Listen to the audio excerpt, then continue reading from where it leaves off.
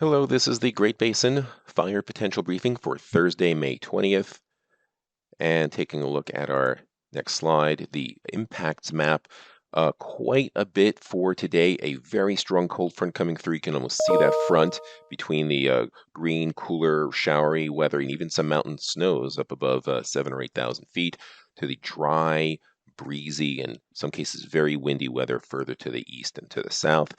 The dashed line indicates where surface fuels, both dead fuels and live fuels, are conducive enough for large fire spreads. You can see our main area of concern is just below that line, especially this area in the dark brown. That's where winds could gust as high as 60 miles per hour. So not only would that cause any rapid spread of existing fires, but also could cause damage to perhaps power lines, which could serve as another ignition source. So that's just an added concern through here. And those winds will extend a bit further north into much of Utah as well.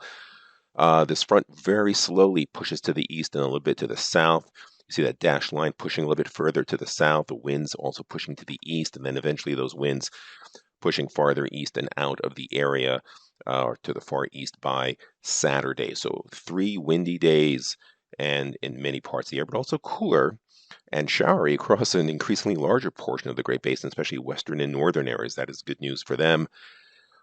This is actually the past 72 hours. A lot of lightning down here in southern Utah and adjacent Nevada and the Arizona Strip. Those will be in areas that will be getting extremely strong winds. That's another added concern.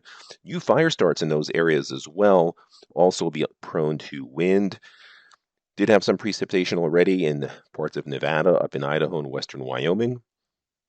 The drought monitor continues to show that exceptional drought across the southern third of the geographic area, and that drought, the moderate to severe drought, already pushing up into much of Idaho.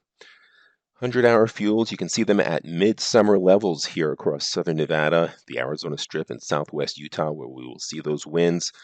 Even the 1,000 hours down to late summer levels across the higher terrain of Nevada, the Spring Mountains, parts of the Arizona Strip, and still in the single digits across a good portion of Utah and southern Nevada, modified further north. The culprit for the weather events and the strong winds will be a seasonally deep low pressure area, more typical of March. Showers of rain and also snow because the air aloft is cold enough. That'll be across northern and western areas, definitely windier and drier to the south. And we can see that with that deep low in the clouds and moisture in the green, but that dry tongue of air pushing in to southern Nevada and to parts of Utah. We have high risk for large fire potential areas in the orange.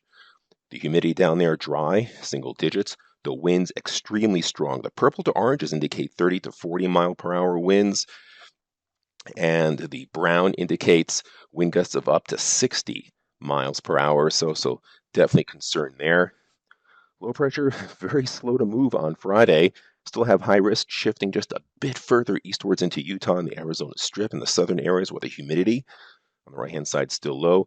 The winds strong, and it's almost right along the Utah-Nevada border areas east of there. Winds 40 to 60 miles per hour in many areas, and it's that southern third of the state that is where the fuels, both live and dead, are conducive to fire spread. Even Saturday, the winds still whipping up through there, pushing to the eastern part of the state. The 3-day precipitation outlook, look how much precip to much of Nevada, 1/4 to a 1/2 inch. Even some higher amounts in the blue where some snow, maybe 3 to 6 inches on the upper slopes in the Rubies and up in the central mountains of Idaho and western Wyoming, but not much areas further south. As we go through the rest of the weekend into early next week, the low finally fills in and starts moving on out. You can see where it's dry and where it's not. And as we go into Monday and Tuesday and Wednesday, seasonable temperatures gradually drying out across southern areas, but still moist from the recent coolness and precip areas further north. 7-day precip totals, most of that in the first 3 days. 8 to 14-day outlook, below normal dry precip, so dryness continues into early June. This concludes our briefing. Have a great day.